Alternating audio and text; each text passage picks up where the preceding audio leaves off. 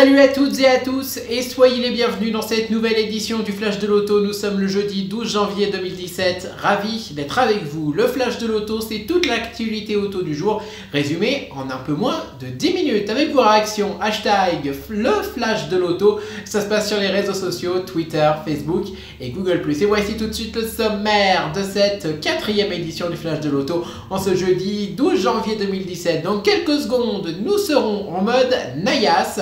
Et dans cette édition, je vous présenterai la Lexus LS500 de nouvelle génération. Et oui, Lexus lance une nouvelle génération de sa LS500 à l'occasion du salon de Détroit 2017. Alors à quoi ressemble-t-elle? La réponse en mode Naias dans un instant.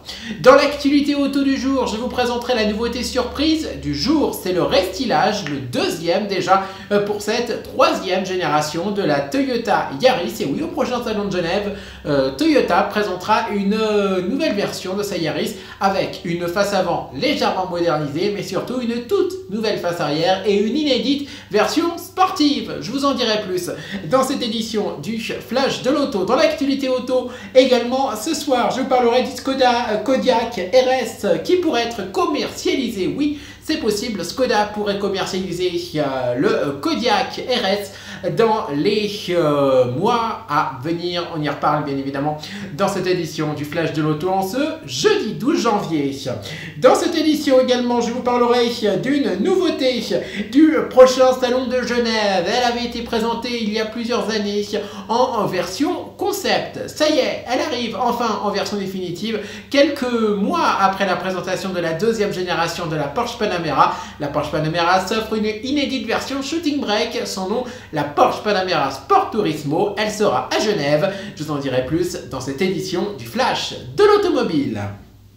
Dans cette édition également, je parlerai de Infiniti qui lancera sa première auto électrique dans 3 ans à peine, et oui, en 2020. Alors, que faudra-t-il savoir sur cette première auto électrique lancée donc en 2020 par Infiniti? La réponse, c'est dans le Flash de l'Auto de ce jeudi soir. Et dans cette édition également, je vous parlerai du 2e modèle 100% électrique de Volkswagen qui sera un SUV, mais lequel? La réponse dans quelques instants dans cette édition. N'oubliez pas que vous pouvez donc réagir à l'émission en direct sur les réseaux sociaux avec le hashtag le Flash de l'Auto. Ça se passe sur Twitter, sur Facebook et sur Google+. Allez, vous avez l'habitude maintenant, jusqu'à la fin de la semaine prochaine, c'est le salon de Détroit. Et donc, comme tous les jours maintenant, on commence l'émission en mode Naias.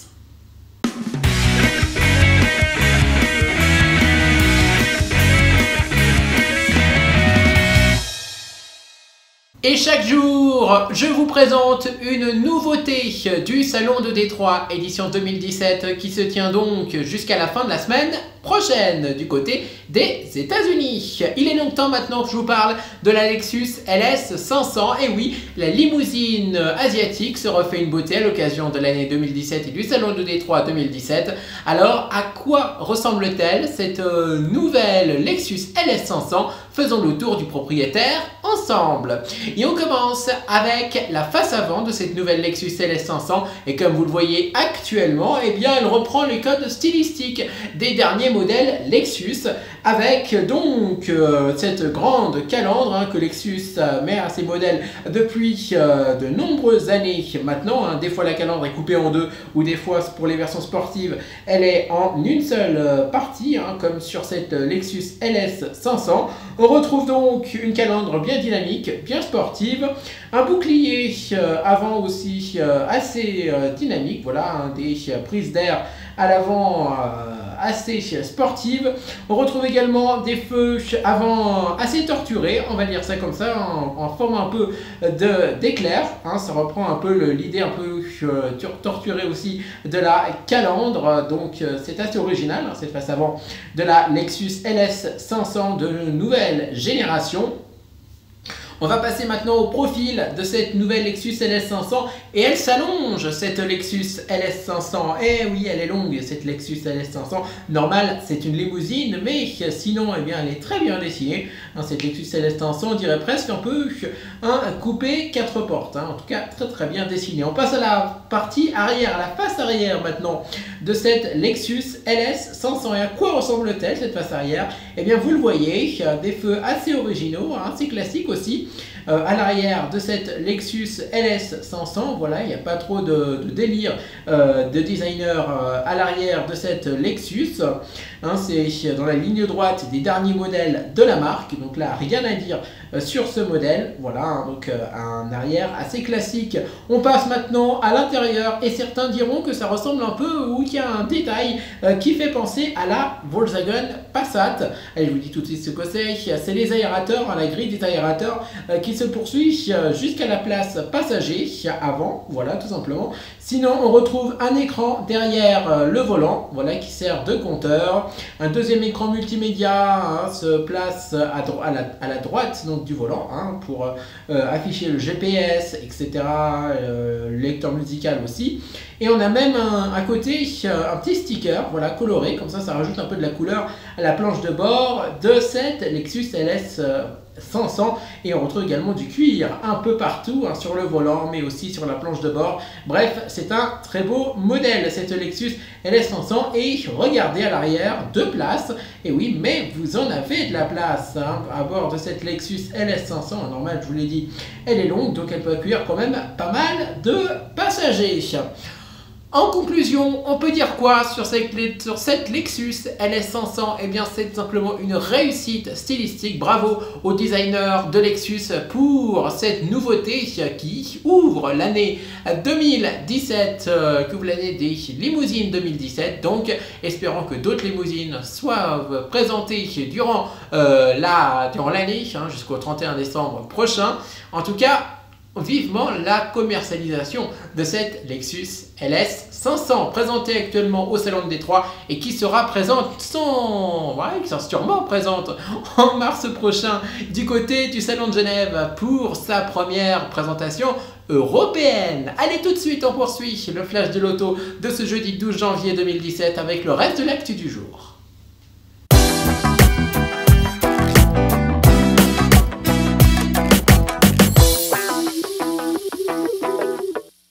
Et on commence l'actu de ce jeudi 12 janvier 2017 avec la surprise du jour. On ne l'attendait pas et ce matin, Toyota a présenté le deuxième restylage de sa Yaris de 3e génération et Toyota a également annoncé une inédite version sportive de plus de 210 chevaux, s'il vous plaît, oui, 210 chevaux sous le capot d'une Yaris, ça il fallait le faire. Alors à quoi ressemble-t-elle cette nouvelle Yaris? Eh bien, voici tout de suite les photos de la Yaris, justement en version sportive, qui sera présentée au prochain Salon de Genève du 9 au 19 mars prochain.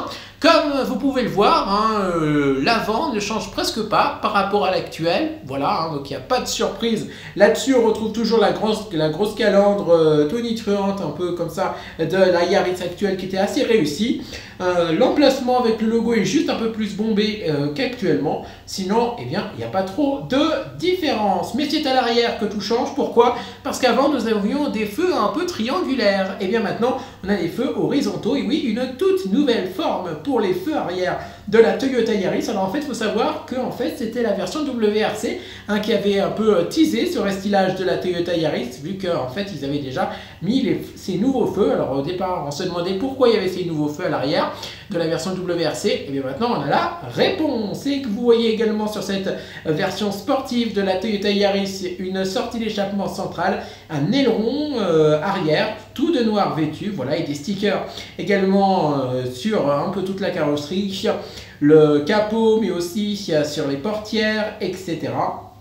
Bref, c'est du sport à l'état pur. La planche de bord, elle, ne change pas trop, hein, elle reste toujours dans la continuité de la planche de bord de la Yaris actuelle. Bref, c'est une réussite stylistique, cette nouvelle Toyota Yaris qui vous donne rendez-vous du 9 au 19 mars prochain au Salon de Genève pour sa première présentation mondiale. Dans le reste de l'actualité automobile de ce jeudi 12 janvier 2017, je vais vous parler du deuxième modèle électrique de Volkswagen qui sera un SUV. Et oui, Volkswagen veut lancer de plus en plus de modèles 100% électriques. Et alors, quel sera ce deuxième modèle 100% électrique badgé Volkswagen? Je vous l'ai dit, ça sera un SUV. Et la présentation du concept ID Buzz au salon de Détroit, hein, actuellement. Je vous l'ai présenté d'ailleurs dans le flash de l'auto lundi. Eh bien, il pourrait suggérer, hein, ce Volkswagen ID Buzz pourrait suggérer qu'il serait donc le deuxième modèle de l'offensive électrique allemande, mais en fait, il ne sera rien. Et oui, l'ID Buzz ne sera rien. Et le second modèle, en fait, ça ne sera pas un monospace, non, ça sera plutôt un SUV. Oui, c'est possible. Et donc le constructeur dévoilera ce futur SUV sous la forme d'un concept car au prochain salon de Shanghai qui se tient en avril 2017. Donc si le deuxième modèle électrique est un SUV, alors pourquoi dévoiler l'ID Buzz au NAIAS alors qu'en fait il ne sera pas commercialisé, me direz-vous? Eh bien, tout simplement, c'est pour générer du buzz. C'est en tout cas la réponse que donnent les dirigeants allemands de Volkswagen, car si l'ID Buzz est certain de passer en production pour les besoins, donc pour les besoins de MOIA, son futur en tant que modèle de la gamme Volkswagen n'est pas assuré. À l'instar des précédentes réincarnations du combi microbus en 2001 et même le concept Bully présenté en 2011, l'ID Buzz doit prouver qu'il peut être rentable. Et cet ID Buzz, il repose sur la plateforme XL et c'est donc la future navette de MOIA qui devrait offrir un design utilitariste afin de conserver un coût d'utilisation le plus faible possible. Dans le cadre de la future gamme électrique, les contraintes sont différentes. Les intérieurs seront réalisés entièrement en matériaux recyclés, donc ça c'est quand même une très belle chose. Et l'équipement technologique qui inclura notamment un affichage TTO à réalité augmentée devrait augmenter la note finale. Par le passé, les microbus et Bully n'ont jamais débarqué dans les concessions. Et oui, hein, il n'y a jamais eu un modèle de série par exemple basé sur le Bully, hein, c'est normal que donc c'est plutôt normal que Volkswagen refasse un peu le coup avec cette ID Buzz qui est dans la droite lignée donc, du Bully. Et c'est la faute à une clientèle qui ne souhaite pas payer rubis sur ongle à son minivan 7-8 places. Dans le reste de l'actualité auto, une nouveauté présentée dans le cadre du prochain salon de Genève. Elle n'est pas encore officielle mais presque. En fait, vous la connaissez déjà si vous êtes allé dans un ancien salon auto il y a plusieurs années de cela. Et oui, car Porsche présentait il y a plusieurs années le concept Panamera Sport Turismo. Et c'était quoi ce concept? En fait, c'était un concept de Panamera Break, tout simplement. Et à l'époque, on ne savait pas si cette Panamera Break allait être commercialisée, mais depuis des mois et des mois, on voit des prototypes de Panamera Break rouler sur les circuits, rouler sur les routes, etc. Et bien, Porsche confirme, cette Panamera Break sera bien commercialisée en France. Elle sera présentée le 7 mars prochain du côté de Palexpo et du salon de Genève 2017. Et elle a même déjà trouvé son petit nom. Elle s'appelle la Porsche Panamera Sport Turismo. Elle sera donc dévoilée à Genève dans quelques semaines. Et donc, c'est Porsche qui a confirmé cette info via un communiqué. Et donc, ce communiqué confirme ce qui se murmurait. La Porsche Panamera va officiellement faire le break en Suisse. Et c'est donc la question de l'extension de la gamme de la dernière Porsche Panamera qui ne se posait pas. En revanche, on pouvait se demander où et quand la nouvelle génération de la berline allait prendre du volume, enfiler son sac à dos et se décliner dans une inédite version break. La réponse donc vient d'être officiellement donnée par Porsche. Et c'est à l'occasion du prochain salon de Genève qu'on découvrira en détail cette nouvelle déclinaison de la Panamera de deuxième génération nommée la Panamera Sport Turismo. Et au passage, on note que le modèle de série, il conservera l'identité du concept éponyme dévoilé il y a déjà quelques ans, c'était en 2012, au Mondial de Paris 2012. Dans la lignée de la Mercedes CLS Shooting Brake, qui sera donc l'une de ses rivales, cette silhouette, également qualifiée mot pour mot de break de chasse par Porsche, jouera davantage sur le style et sur la ligne que sur le strict volume de chargement. Quant à la gamme, eh bien, on imagine un peu une organisation assez similaire de celle de la Panamera actuelle, avec entre autres les versions 4 e-hybrid, les versions 4S turbo et 4S diesel. On poursuit l'actualité auto de ce jeudi soir avec la Skoda Kodiaq RS qui pourrait être commercialisée. Et oui, après avoir présenté le Kodiaq en première mondiale au Mondial de Paris il y a plusieurs semaines, en octobre dernier, Skoda pourrait lui ajouter une inédite version RS, alors que Seat devrait lui ajouter une version Cupra à son ATK. Pour vous dire, ça ne sera pas le seul SUV sportif dans le groupe Volkswagen. Et depuis que le Kodiaq a pris la lumière, on évoque donc une déclinaison un peu plus piquante, une certaine version RS. Elle est parfois battue en brèche et ces pistes n'avaient pourtant rien de farfelu quand on sait combien les SUV ont la côte et qu'une version plus pointue assoit encore plus l'image de l'auto. Et c'est Christian Strub, le patron de l'antenne recherche et développement, qui vient donc de confirmer l'info. À court terme, donc, le Kodiaq va rejoindre l'Octavia dans le catalogue des modèles badgés RS chez Skoda. Et c'est toujours donc sur le segment supérieur. À bord, donc enfin sous le capot de ce Kodiaq RS, on devrait retrouver la motorisation, le 2 litres diesel de 240 chevaux et 500 Nm de couple entre 1750 tours minute et 2500 tours minute. Et de quoi remuer quand même un gros SUV qui pèse, écoutez bien, 1,7 tonnes. Rien que ça. Le reste du traitement sera à l'avenant, si tant est de réussir sur le Kodiaq à concilier ramage et plumage. Pour mémoire, actuellement la motorisation la plus puissante du catalogue Skoda Kodiaq, eh bien c'est le 2 litres TDI développant 190 chevaux en version 2 litres TDI 190 4x4 DSG7. Et question tarif, eh bien il faudra compter un minimum de 45 000 € pour cette version Skoda Kodiaq RS qui sera dévoilée dans les mois à venir. Et on termine l'actu auto de ce jeudi 12 janvier 2017 avec Infiniti qui lancera sa première voiture électrique dans 3 ans, c'est-à-dire en 2020. Et c'est le patron de la marque, en personne, Roland Kruger, qui vient de confirmer l'info qu'un modèle de voiture électrique serait commercialisé au cours de l'année 2020. Et c'est devant l'offensive électrique des constructeurs premium, Infiniti, donc, qui ne pouvait surtout pas rester indifférent. Son PDG a confirmé en annonçant un modèle électrique pour 2020.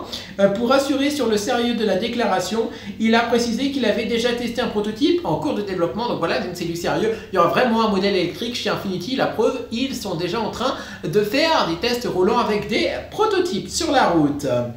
Bien qu'il se soit refusé à dévoiler la forme de ce qu'on prendra ce futur modèle électrique, oui, si c'était une citadine, un SUV, une routière, une familiale, un monospace, enfin quelle déclinaison ça pourrait être, quelle carrosserie ça pourrait être.